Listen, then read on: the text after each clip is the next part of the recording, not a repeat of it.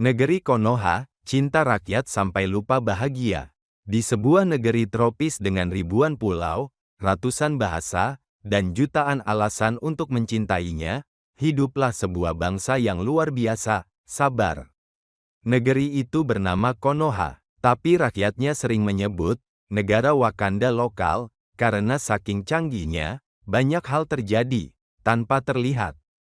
Negeri ini sangat unik. Miskin bukan karena tak punya harta, tapi karena terlalu banyak yang mengatur harta. Susah bukan karena tak ada peluang, tapi karena peluang hanya datang kalau kamu punya kerabat di kursi yang empuk. 1. Rakyat, si pemain cadangan. Rakyat Konoha itu tangguh. Mereka disuruh hemat listrik, padahal kantor pemerintahan nyalain AC 24 jam buat kursi kosong.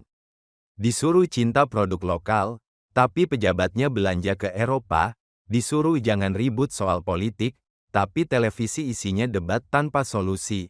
Rakyat cuma mau hidup tenang, cukup makan, cukup kerja, dan cukup sinyal buat streaming drakor, tapi negara kadang lupa bahwa rakyat bukanlah panggung, mereka manusia. Tapi apa daya, suara rakyat cuma penting saat menjelang pemilu. Setelah itu, suara rakyat dianggap noise. Gangguan sinyal, error sistem demokrasi. 2. Pemimpin yang selalu punya alasan.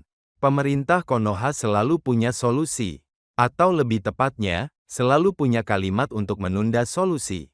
Saat ekonomi lesu, mereka bilang, ini dampak global. Saat harga BBM naik, mereka bilang, subsidi membebani negara. Tapi anehnya, subsidi buat proyek kereta cepat, pembelian pesawat mewah, dan gaji wakil rakyat justru tidak pernah dibahas. Mereka juga sangat jago dalam seni maju mundur strategis. 1 langkah maju buat rakyat, lalu 2 langkah mundur karena evaluasi anggaran. Kalau rakyat protes, langsung muncul kata-kata bijak. Bersabar adalah bentuk cinta pada tanah air. 3. Hukum yang lentur kalau kena pejabat. Di Konoha, hukum itu seperti karet gelang, bisa melar, bisa putus, tergantung siapa yang narik. Kalau rakyat kecil ketahuan mencuri ayam, langsung dijerat pasal, dipajang di media, dan dikasih label kriminal. Tapi kalau pejabat korupsi dana bansos, kita hormati proses hukum. DB pada akhirnya tiba-tiba sakit, tiba-tiba hilang, tiba-tiba jadi penceramah di acara TV. 4. Demokrasi rasa dinasti. Mereka bilang negara ini demokrasi. Tapi anehnya, yang nyalonin selalu itu-itu lagi. Kadang malah satu keluarga, ayah jadi gubernur, anak jadi wali kota, keponakan jadi menteri, mantan pacar jadi komisaris. Rakyat disuruh milih, tapi pilihan terbatas. Mirip kayak jajanan warung, pilihannya banyak, tapi isinya hanya MSG. Kampanye penuh janji, jalan akan diaspal, sekolah akan gratis, harga kebutuhan akan turun. Tapi setelah terpilih, yang turun justru kepercayaan rakyat. 5. Rakyat yang tak kunjung marah. Tapi rakyat Konoha itu istimewa, mereka tidak marah. Mereka lelah dan lelah itu lebih sunyi dari amarah. Lelah bangun pagi, kerja keras, bayar pajak, lalu melihat pajaknya dibelikan mobil dinas untuk jalan-jalan pejabat ke Swiss. Lelah saat bencana datang, mereka gotong royong, sementara pejabat sibuk konferensi pers sambil bilang, kami prihatin dan akan membentuk tim khusus.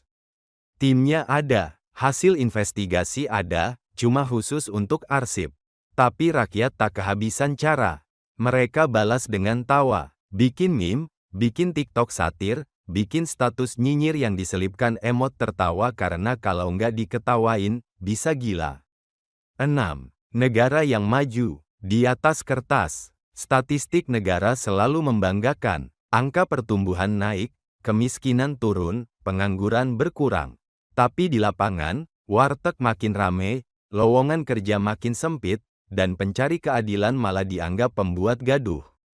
Tapi tentu saja, semua baik-baik saja. Karena selama ada peringatan Hari Kemerdekaan, semua dimaafkan.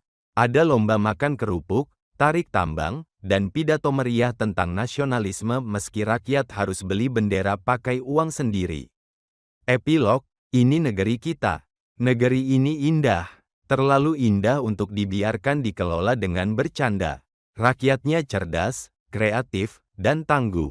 Tapi sayangnya, terlalu sering disuruh mengerti keadaan. Mereka bilang, negara ini butuh kritik yang membangun. Tapi saat dikritik, pembangun malah dituduh perusuh. Mereka bilang, rakyat jangan hanya menuntut hak, tapi juga jalankan kewajiban. Tapi lupa bahwa hak rakyat bukan hadiah.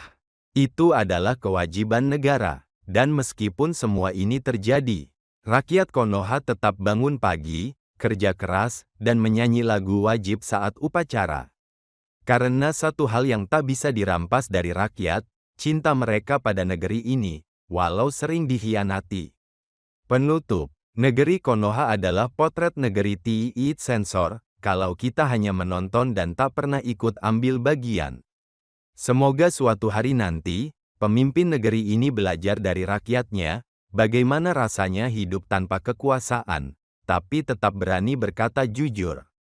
Baik, terima kasih yang sudah menonton sampai dengan selesai, semoga ada manfaat yang dapat diambil. Dukung channel kami dengan cara tekan like dan subscribe-nya, sampai berjumpa lagi di video selanjutnya dan wassalam.